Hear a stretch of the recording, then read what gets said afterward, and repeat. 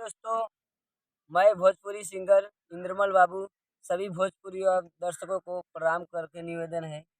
मेरा चैनल है talent project Bhojpuri.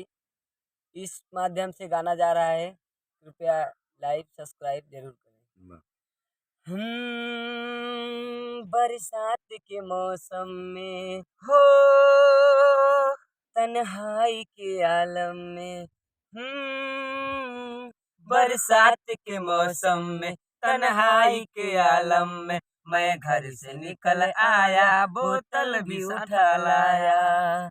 अभी जिंदा हूँ तो जी लेने दो, जी लेने दो, भरी बरसात में पी लेने दो।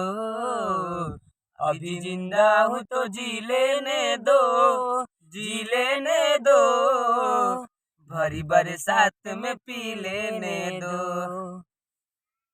चलो। मन चिड़ई बन के उड़ाता, नैया पतझड़ में ढूंढाता हो,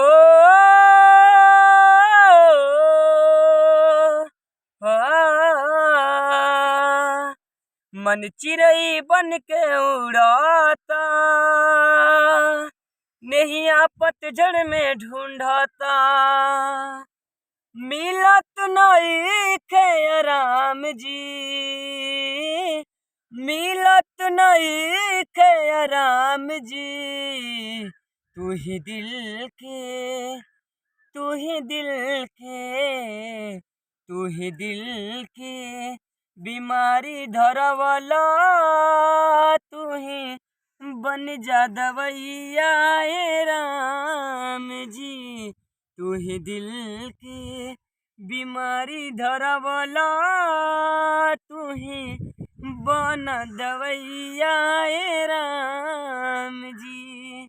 3 बसंती बयार बल सरी सो फुलाइल, बसंती बयार बल सरी सो फुलाइल। अरे ए हो पिया कहवा बाड़ तू भुलाइल, अरे ए हो पिया कहवा बाड़ तू भुलाइल।